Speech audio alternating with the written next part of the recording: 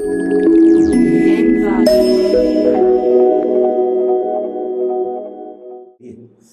दोस्तों, कौटिल्य एकेडमी जबलपुर के YouTube channel में आज आपका स्वागत है। आज मैं आपके सामने मध्य प्रदेश पीएससी से जुड़ी हुई प्रारंभिक व मुख्य परीक्षा से जुड़े हुए एक टॉपिक चंदेल वंश के बारे में कुछ जानकारियां आपको देने जा रहा हूं और मुझे आशा है ये जानकारी प्रारंभिक परीक्षा तथा मार्च में होने वाली मुख्य परीक्षा के लिए अत्यंत उपयोगी साबित होगी। तो दोस्तों, चंदेल वंश एक ऐसा वंश है जो मध्य प्रदेश में और भारत के मध्ययुगीन इतिहास से संबंधित रखता है। और जब हम चंदेल वंश के बारे में आज चर्चा करेंगे तो मैं इस वंश के बारे में बताने से पहले निम्न बिंदुओं पर प्रकाश डालना चाहूँगा। तो मैं इस वंश का स्टार्टिंग इन बिंदुओं से करूँगा। तो जैसा आप देख रहे हैं, चंदेल वंश प्रारंभिक तथा मुख्य परीक्षा MPPSC। तो सर्वप्रथम हम इस पर चर्चा करेंगे चंदेलों की उत्पत्ति, फिर मैं दूसरे पॉइंट पर आऊँगा चंदेलों का प्रारंभिक इतिहास, फिर मैं तीसरे पॉइंट पर आऊँगा चंदेल वंश की जानकारी के स्रोत। और आप जैसा जानते हैं, इतिहास में दो प्रकार के स्रोत होते हैं, ऐतिहासिक व पुरातात्विक। तत्पश्चात हम चर्चा करेंगे चंदेल वंश के प्रमुख शासक जैसे नन्नुक हैं, गंडदेव हैं, धंगदेव है, विद्याधर हैं इत्यादि।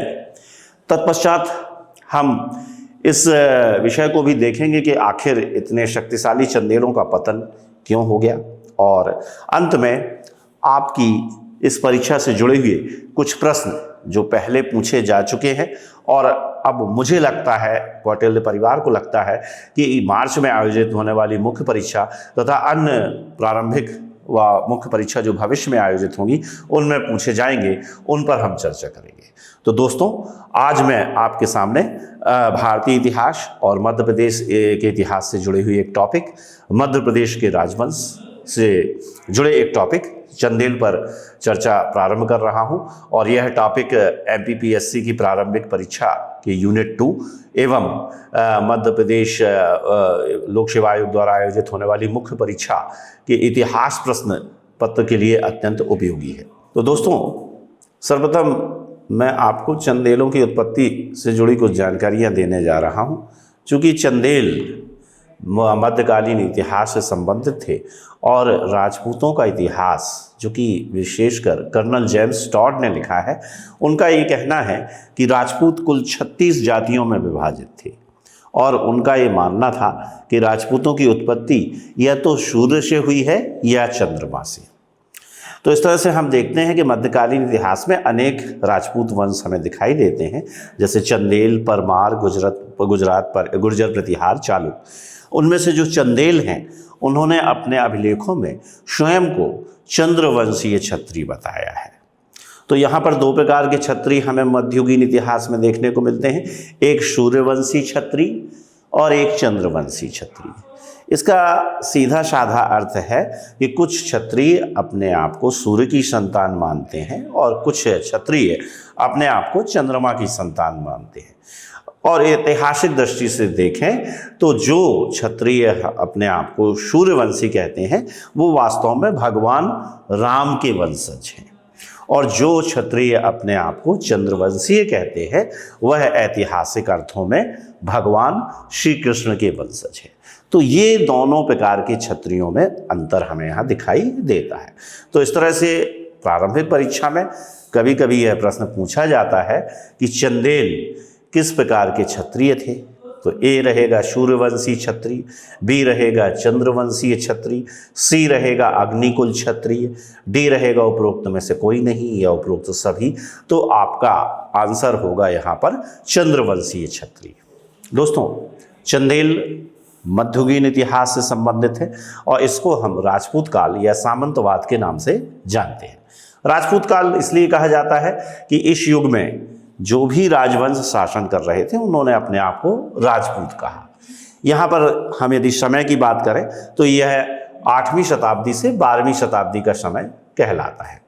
अब इस दौरान भारत में जो शासन व्यवस्था थी उसे सामंतवाद कहा गया है। तो यहाँ पहला क्वेश्चन ही बनता है कि सामंतवाद जैसी शासन व्यवस्था भारत में हमें किस काल में दिखाई देती है। तो दोस्तों, इसका आंसर होगा उत्तर गुप्त युग या हर्षवर्धन के समय जो राजनीतिक व्यवस्था थी उसे हम सामंतवाद कहते हैं। अब इसी में दोस्तों आपसे मुख्य परीक्षा में प्रश्न पूछा जा सकता है कि राजतंत्र व सामंतवाद में क्या अंतर है। तो आंसर इसका होगा कि राजतंत्र में शासन केंद्रीकृत होता है और सामंतवाद में शासन विकेंद्रीकृत होता है। राजतंत्र में राजा बहुत शक्तिशाली होता है, लेकिन सामंतवाद में राजा के साथ साथ उसके अधीनस्थ या सामंत भी शक्तिशाली होते हैं। और सामंतवाद ने ही भारत के इतिहास में विकेंद्रीकरण की नींव रखी और इसी सामंतवाद के चलते मध्ययुगीन इतिहास में भारत अनेक राजवंशों में विभाजित हो गया, जैसे गुर्जर प्रतिहार, चालुक्य, चंदेल, कलचुरी, परमार, पाल, राष्ट्रकूट। और इस दौरान मध्य प्रदेश में भी हमें 3 राजवंश दिखाई देते हैं, जिनमें सबसे प्रमुख हैं बुंदेलखंड के चंदेल, दूसरा है मालवा के परमार और तीसरा है जबलपुर या महाकौशल के कलचुरी। तो दोस्तों जिस राजनीतिक प्रवृत्ति के चलते चंदेल एक राजनीतिक सत्ता बने, उस प्रवृत्ति का नाम है या उस विचारधारा का नाम है सामंतवाद। तो यहाँ दोस्तों सामंतवाद में होता क्या था, तो सामंतवाद में केंद्र में भी एक राजा होता था, लेकिन राजा की सैन्य शक्ति उतनी अच्छी नहीं होती थी, अर्थात उस राजा के पास एक स्थायी सेना नहीं रहती थी। वह सेना के मामले में अपने सामंतों पर निर्भर था, जो स्वयं को एक छोटा राजा समझते थे। और हर्षवर्धन के बाद जो पीरियड आया, जिसे हम राजपूत काल कहते हैं, उसमें राजा ने अपनी शक्तियों को और ज़्यादा विकेंद्रीकृत किया, जिससे इन छोटे छोटे राजाओं की शक्ति बढ़ती गई और कालांतर में इन छोटे राजाओं या सामंतों ने अपने राजा के खिलाफ विद्रोह करके ही एक स्वतंत्र राज्य की स्थापना की। तो दोस्तों यहाँ मैं आपको बताने जा रहा हूँ सामंतवाद का अर्थ, जो मैंने अभी आपको बताया। तो इस तरह से चंदेल प्रारंभ में किसी राजवंश के सामंत थे, लेकिन एक राजनीतिक प्रक्रिया हुई जिसे हम सामंतवाद कहते हैं, और इस सामंतवादी प्रक्रिया के चलते चंदेल जो कभी किसी के अधीनस्थ थे, अब एक राजनीतिक शक्ति बनकर उभरे और उन्होंने संपूर्ण बुंदेलखंड पर अपना आधिपत्य स्थापित कर लिया। तो दोस्तों यहाँ पर हम देखेंगे कि चंदेलों की सामंती स्थिति क्या थी, अर्थात जब मध्ययुगीन इतिहास में अर्थात राजपूत काल में कई राजवंश थे, तो प्रश्न उठता है कि चंदेल किसके सामंत थे। तो दोस्तों यहाँ पर आपसे पूछा जा सकता है कि चंदेल जो कि मध्य प्रदेश के बुंदेलखंड का एक प्रमुख राजवंश था, वह किस राजवंश का सामंत था। तो यहाँ पर आपका उत्तर होगा वह गुर्जर प्रतिहार वंश के सामंत थे। और जब गुर्जर प्रतिहार वंश के राजा महमूद गजनवी के आक्रमणों से या मुस्लिम आक्रमणों से कमजोर हो गए, तब चंदेलों ने अपनी शक्ति को क्या बढ़ा लिया और उन्होंने प्रतिहारों को बुंदेलखंड से खदेड़ दिया और यहाँ पर उनकी अपनी राजनीतिक सत्ता स्थापित कर ली। इस तरह यहाँ पर आप बता सकते हैं कि चंदेल गुर्जर प्रतिहार राजवंश के सामंत थे। दोस्तों अब हम इस बात पर चर्चा करेंगे कि बुंदेलखंड पर शासन करने वाले चंदेलों की इतिहास जानने के क्या क्या स्रोत हैं, क्योंकि अक्सर प्राचीन भारत व मध्यकालीन भारत में इससे जुड़े हुए प्रश्न प्रारंभिक परीक्षा व मुख्य परीक्षा में पूछे जा चुके हैं। जैसे यह प्रश्न आपसे मुख्य परीक्षा में भी पूछा जा सकता है कि चंदेल वंश का इतिहास जानने के स्रोत पर एक टिप्पणी लिखें। तब यदि आपने इस तरह का एक चार्ट बना दिया, तो ये मान लीजिए यदि वह आंसर 60 शब्दों का है, जैसा कि नया पैटर्न है, तो आपको 5 या 6 नंबर बड़े आराम से मिल जाएंगे। यही प्रश्न आपको निबंधात्मक प्रश्न के रूप में भी पूछा जा सकता है और कभी कभी इससे जुड़े हुए प्रश्न प्रारंभिक परीक्षा में भी पूछे जा सकते हैं। तो दोस्तों इतिहास जानने के 2 प्रमुख स्रोत होते हैं, एक तो ऐतिहासिक स्रोत या जिन्हें हम साहित्यिक स्रोत कहते हैं, और दूसरा होता है पुरातात्विक स्रोत, जिसके अंतर्गत अभिलेख, सिक्के, ताम्रपत्र, मूर्तियाँ इत्यादि आते हैं। तो हम यहाँ पर देखेंगे कि चंदेल वंश का जो इतिहास है वो कई साहित्यकारों की किताबों में उसका वर्णन किया है।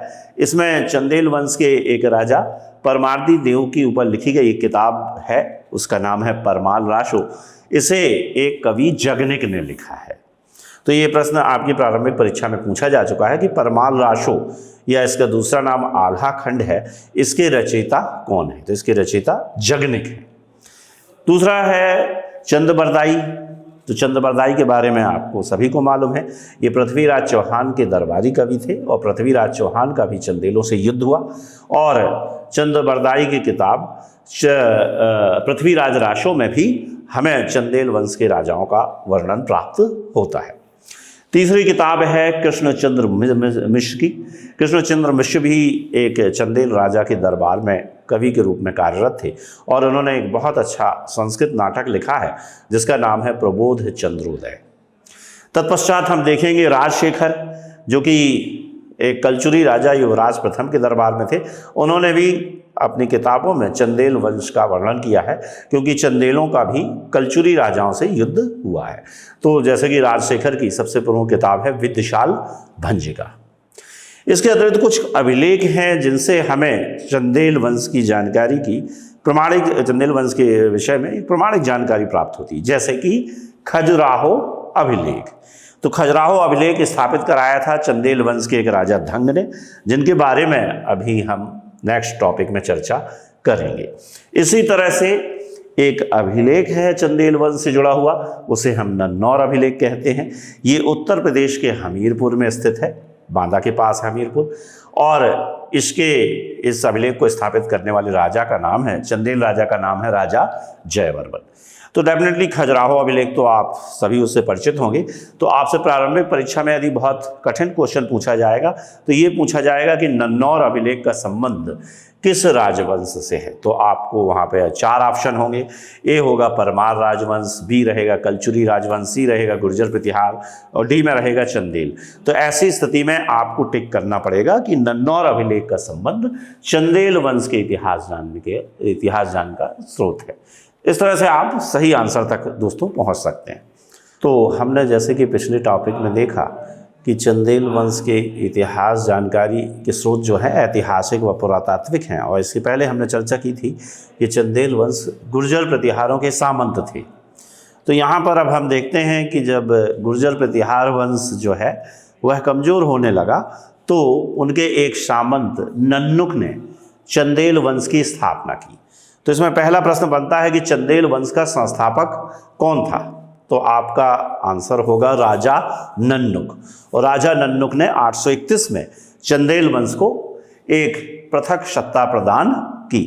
यद्यपि नन्नुक प्रतीकात्मक रूप से गुर्जर प्रतिहारों का सामंत बना रहा, लेकिन व्यवहार में वह एक स्वतंत्र राजा की तरह व्यवहार करने लगा। इसलिए हम चंदेल वंश का संस्थापक नन्नुक को मानते हैं। और इसके समय चंदेल वंश की जो राजधानी थी वो खजुराहो थी। उल्लेखनीय है, खजुराहो छतरपुर जिले में स्थित है और इसका वास्तविक नाम खर्जरवाहक था। तो यह नाम इसे 2 कारणों से मिला। कुछ इतिहासकारों का यह कहना है चूँकि यहाँ पर खजूर के वृक्ष बहुत ज़्यादा संख्या में पाए जाते थे, इसलिए इस जगह का नाम खर्जरवाहक पड़ा।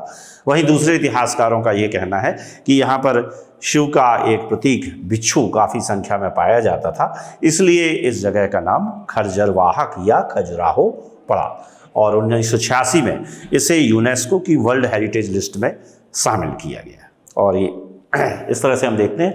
तो प्रारंभिक राजधानी नन्नुक के समय, जो कि चंदेल वंश के संस्थापक थे, खजुराहो थी।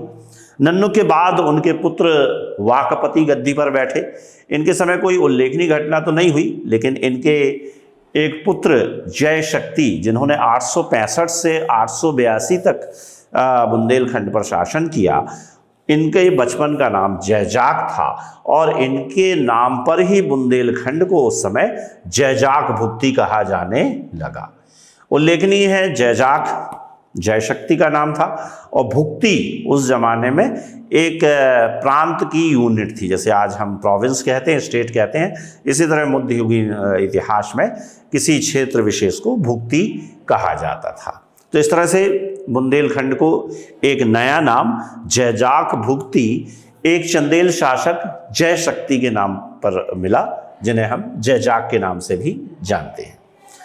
अब इसके बाद एक राजा विजय शक्ति गद्दी पर बैठे।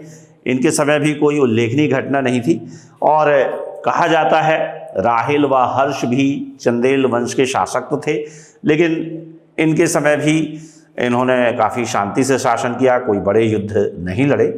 अब चंदेल सत्ता को एक पृथक वैधानिक स्थिति प्रदान करने का जो श्रेय है वो चंदेल राजा यशोवर्मन को जाता है, क्योंकि यशोवर्मन पहले राजा हैं जिन्होंने महाराजा धीराज की उपाधि धारण की। इसका अर्थ है उन्होंने गुर्जर प्रतिहारों से सभी प्रकार के संबंधों को तोड़ दिया और चंदेल सत्ता को एक पृथक वैधानिक शक्ति प्रदान की। इसलिए प्रश्न आता है कि चंदेल सत्ता का या चंदेल वंश का वास्तविक संस्थापक कौन सा राजा था, तो आपको बताना है यशोवर्मन। अब यहाँ पर उल्लेखनीय है बात यह है कि चंदेल शासक अपनी स्थापत्य कला के लिए बहुत प्रसिद्ध हैं, न केवल भारत में बल्कि दुनिया में। और इनकी स्थापत्य कला हमें खजुराहो में देखने मिलती है। खजुराहो में ऐसा कहा जाता है कि 950 से 1050 के बीच में 950 से 1050 के बीच में करीब 85 मंदिर क्या किए गए, बनाए गए, जिसमें से शायद अब 24 या 25 ही शेष हैं। और ये मंदिर नागर शैली में बनाए गए। तो आप यहाँ पर देखेंगे कि मध्ययुगीन इतिहास में हमें मंदिर निर्माण की 3 शैलियाँ दिखाई देती हैं, नागर शैली, वेशर शैली और द्रविड़ शैली। तो इनमें कुछ मूलभूत अंतर होते हैं। नागर शैली में जो शिखर होता है वो वक्राकार होता है, कर्विलीनियर होता है। यदि मैं आपको चित्र के माध्यम से बताना चाहूँ तो नागर शैली में जो मंदिर का शिखर होता है वो इस तरह से जाता है, इस तरह से आपके शिखर होते हैं, इस तरह से। लेकिन जो द्रविड़ है, अब जो नागर शैली है वो उत्तर भारत की शैली मानी जाती है और द्रविड़ शैली है वो दक्षिण भारत की मंदिर निर्माण शैली मानी जाती है। उसमें जो मंदिर का शिखर होता है वो पिरामिड नुमा होता है, इस तरह से शिखर होता है, यानी छोटी छोटी स्टोरीज होती हैं जो ऊपर जाके सक्रिय हो जाती है। तो बहुत सारे अंतर होते हैं इन दोनों मंदिर निर्माण शैलियों में, जिनका अपन चर्चा किसी और लेक्चर में करेंगे। अब इसमें आपको मैं उल्लेखनीय बात यह है कि अभी अयोध्या में हाल ही में 22 जनवरी को राम मंदिर का उद्घाटन हुआ है, तो यह मंदिर भी नागर शैली के अंतर्गत बना है। और अभी फरवरी माह में हमारे प्रधानमंत्री नरेंद्र मोदी ने यूएई में जाकर एक स्वामी नारायण मंदिर का उद्घाटन किया। तो दोस्तों यह मंदिर भी नागर शैली में बना हुआ है। तो इस तरह से तो यशोवर्मन को इस बात का श्रेय जाता है कि इसने ही खजुराहो में जो करीब 85 मंदिर बनाए उसमें से पहले मंदिर को बनवाना इसने ही प्रारंभ किया, जिसे हम चतुर्भुज मंदिर के नाम से भी जानते हैं, या कुछ इतिहासकार इसे विष्णु मंदिर भी कहते हैं। तो खजुराहो की पहले मंदिर की नींव एक चंदेल शासक यशोवर्मन ने रखी। इसका नाम था चतुर्भुज मंदिर या विष्णु मंदिर। और यशोवर्मन ने न केवल स्थापत्य कला को विकास किया बल्कि इसने साम्राज्य विस्तार किया। इसने अपने समकालीन कलचुरी शासक व परमार शासक को भी क्या किया, परास्त किया, और इस तरह से चंदेलों के साम्राज्य का विस्तार भी किया। अब यशोवर्मन के बाद एक और यशस्वी राजा चंदेल वंश में हुए, इनका नाम है धंगदेव। और इनकी प्रशस्तियों का, इनकी विजयों का वर्णन एक अभिलेख में है जिसे हम खजुराहो अभिलेख भी कहते हैं, जो कि चंदेलों की प्रारंभिक राजधानी भी थी। अब यहाँ पर हम देखते हैं कि जो राजा धंगदेव है उन्होंने खजुराहो में एक प्रसिद्ध मंदिर का निर्माण करवाया, जिसे हम विश्वनाथ मंदिर के नाम से जानते हैं। विश्वनाथ मंदिर ऐसे तो बनारस में भी है, लेकिन मध्य प्रदेश में प्रश्न आएगा कि इस तरह का मंदिर कहाँ है विश्वनाथ मंदिर, तो आपका आंसर होगा खजुराहो में। इसके अतिरिक्त इन्होंने ही खजुराहो में जैन धर्म से जुड़े हुए मंदिर भी बनवाए, जिन्हें हम पार्श्वनाथ मंदिर और जिननाथ मंदिर के नाम से जाने जाते हैं। इन्होंने एक और मंदिर बनवाया खजुराहो में जिसे हम वैद्यनाथ मंदिर के नाम से जानते हैं। इसलिए कभी कभी प्रश्न होता है कि खजुराहो में जो मंदिर है वो किस धर्म से संबंधित है, तो आपका आंसर होगा कि उसमें हिंदू धर्म के से रिलेटेड मंदिर भी हैं और उसमें जैन धर्म से रिलेटेड मंदिर भी हैं। अब यहीं पर जो धंगदेव हैं इन्होंने अपने साम्राज्य का विस्तार किया, और इनकी बड़ी उल्लेखनीय बात है जो हो सकता है आगामी प्रारंभिक परीक्षा जो कि 28 अप्रैल को होने वाली है उसमें पूछा जाए। इन्होंने अपने जीवन के अंतिम वर्षों में राजपाट त्याग दिया, संन्यास ले लिया और उत्तर प्रदेश में 3 नदियों गंगा यमुना सरस्वती के संगम प्रयाग में जाकर जल समाधि ले ली। तो ये प्रश्न आपसे पूछा जा सकता है कि मध्य प्रदेश के किस राजा ने जीवन के अंतिम वर्षों में अपना राजपाट त्याग दिया और प्रयाग में जाकर जल समाधि ले ली, तो आपका आंसर होगा चंदेल वंश के राजा धंगदेव ने ऐसा किया था। ओके, अब ये जो धंगदेव का समय है, इसी समय संपूर्ण भारत में महमूद गजनवी के आक्रमण प्रारंभ होते हैं। तो यहाँ पर प्रश्न बन सकता है कि जब महमूद गजनवी भारत पर आक्रमण कर रहा था, जो कि उसने भारत में 17 बार आक्रमण किए और ये 1001 से 1027 के बीच हुए, तो उस समय चंदेल वंश का राजा कौन था? तो आपका आंसर होगा उस समय चंदेल वंश का राजा धंगदेव थे। ओके, अब धंगदेव के बाद अगले राजा गंडदेव थे। तो इनके विषय में कोई बहुत हमें ज़्यादा जानकारी नहीं मिलती है। और इसके बाद एक प्रतापी राजा हुए विद्याधर, और विद्याधर ने ही खजुराहो में एक प्रसिद्ध कंदरिया महादेव मंदिर का निर्माण करवाया। यह मंदिर इतना अच्छा है कि भारत सरकार प्रतिवर्ष यहाँ पर एक शास्त्रीय नृत्य समारोह का आयोजन भी कराती है, और यह समारोह इसी कंदरिया महादेव मंदिर के प्रांगण में होता है। तो आपसे पूछा जाएगा कि खजुराहो का सबसे विश्व प्रसिद्ध मंदिर है, वहाँ तो 85 मंदिर है, उसमें सबसे अच्छा कौन सा है? तो आपका आंसर होगा खंदरिया महादेव मंदिर। इस तरह विद्याधर ने न केवल चंदेलों की स्थापत्य कला को आगे बढ़ाया, खजुराहो को एक नया रूप दिया, बल्कि विदेशी आक्रमणकारियों को भी चुनौती दी। तो यही वह समय था जब महमूद गजनवी भारत में काफ़ी अंदर तक प्रवेश कर गया था, और उसने गुर्जर प्रतिहार वंश के अंतिम शासक राज्यपाल पर और उसकी राजधानी कन्नौज पर आक्रमण किया। राज्यपाल ने महमूद गजनवी का सामना करने के बजाय भागना उचित समझा, और वह अपनी राजधानी कन्नौज छोड़कर भाग गया। ऐसी स्थिति में विद्याधर ही एकमात्र राजा था उत्तर भारत का उस समय जिसने महमूद गजनवी को आमने सामने की लड़ाई के लिए चैलेंज किया, और महमूद गजनवी ने भी उसके चैलेंज को एक्सेप्ट किया, और महमूद गजनवी ने उस समय चंदेलों की सैनिक राजधानी कालिंजर पर आक्रमण किया। तो ये घटना दोस्तों विद्याधर के समय हो रही थी। और आज मैं आपको बताना चाहूँगा कि 2 वर्ष पहले MBPSC में यह प्रश्न आया था कि किस चंदेल शासक ने महमूद गजनवी को चुनौती दी? तो आपका आंसर होगा विद्याधर चंदेल। तो विद्याधर चंदेल ने महमूद गजनवी को चुनौती दी, लेकिन अंततः दोनों सेनाएं कालिंजर दुर्ग के सामने खड़ी होती हैं और दोनों में एक संधि हो जाती है और इस तरह से युद्ध टल जाता है। ओके, इस विद्याधर ने कन्नौज के गुर्जर प्रतिहार वंश के अंतिम शासक राज्यपाल को उसकी कायरता के कारण उसे पकड़कर मृत्यु दंड भी दिया था, और इस तरह से इसने गुर्जर प्रतिहार वंश को सदैव के लिए समाप्त कर दिया।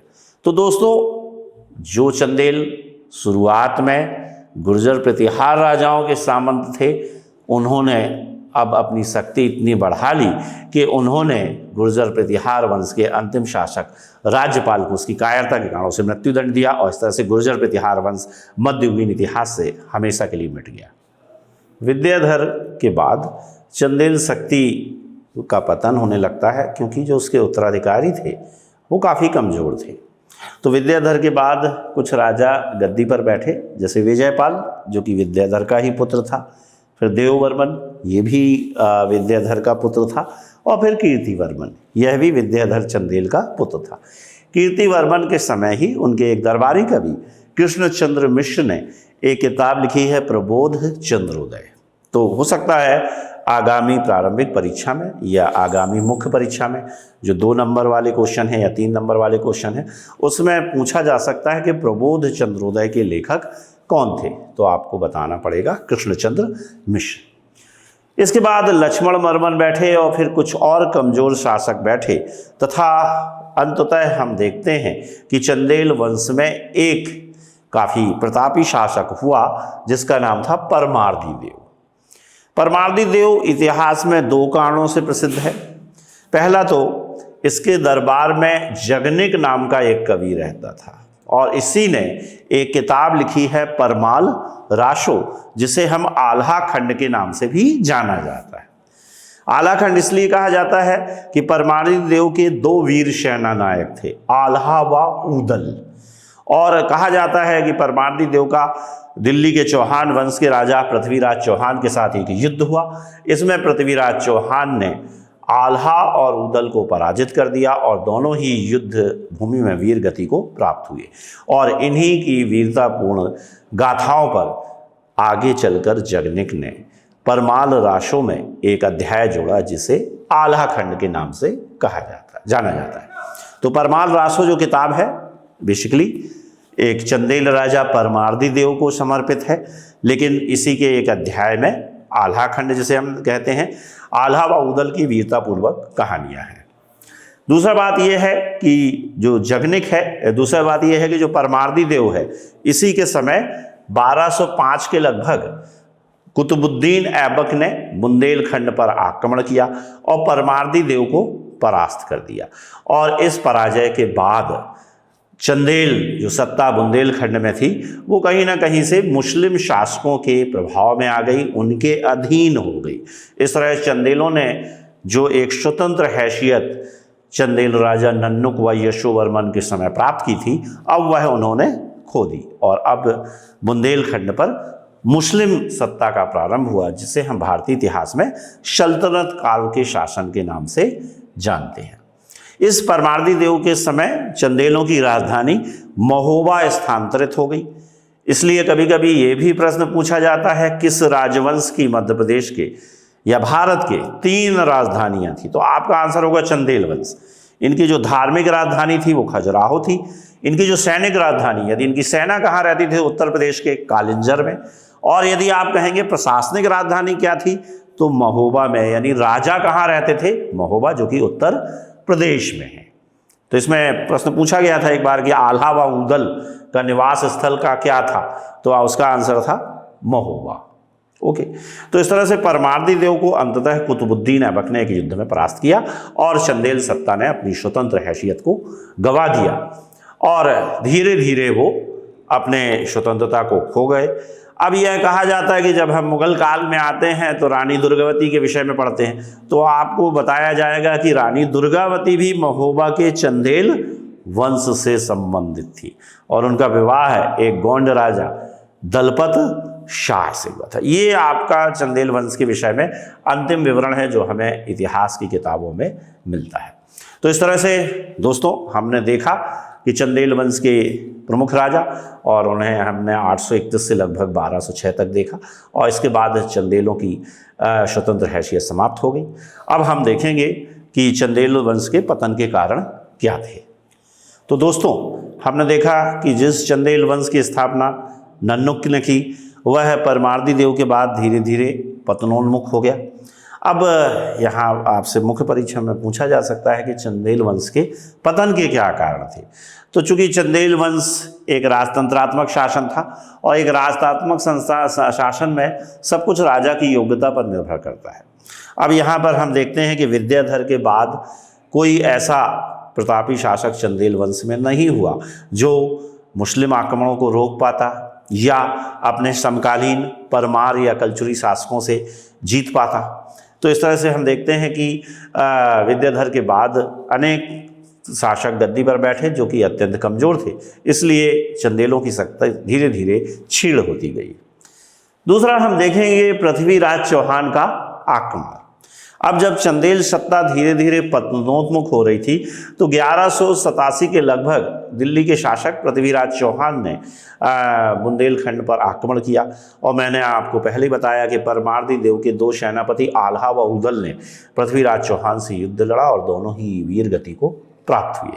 और इस तरह से चंदेलों की जो सैनिक शक्ति, जो कि उस जमाने में मध्य भारत में काफ़ी शक्तिशाली थी, उसके पतन का हमें संकेत मिलने लगता है। और जो बाकी कसर रह गई थी वह एक मुस्लिम आक्रमण जो कि कुतुबुद्दीन ऐबक था उसने पूरी कर दी। कुतुबुद्दीन ऐबक ने भी एक युद्ध में परमार्दी देव को हरा दिया और परमार्दी देव को कुतुबुद्दीन ऐबक की अधीनता स्वीकार करने लगी। इस तरह से हम देखते हैं कि अंततः चंदेल मुस्लिम सत्ता के अंतर्गत अधीन हो गए और इनका इतिहास से हमेशा के लिए नाम समाप्त हो गया। तथापि मध्य प्रदेश के इतिहास में, बुंदेलखंड के इतिहास में आज भी इनका नाम बड़े गौरवपूर्ण तरीके से लिया जाता है। तो दोस्तों इस लेक्चर में हमने चंदेल वंश की उत्पत्ति, उनकी जानकारी के शोध, उनके कुछ राजाओं के बारे में जानकारी, उनके पतन के कारण इत्यादि पर जानकारी प्राप्त की। अब हम इस विषय पर आ रहे हैं कि चंदेल वंश से जुड़े कौन से प्रश्न एमपीपीएससी की प्रारंभिक तथा मुख्य परीक्षा में पूछे जा चुके हैं और कौन से प्रश्न अब पूछे जा सकते हैं, यानी जो मार्च में मुख्य परीक्षा हो रही है और जो 28 अप्रैल को प्रारंभिक परीक्षा प्रस्तावित है।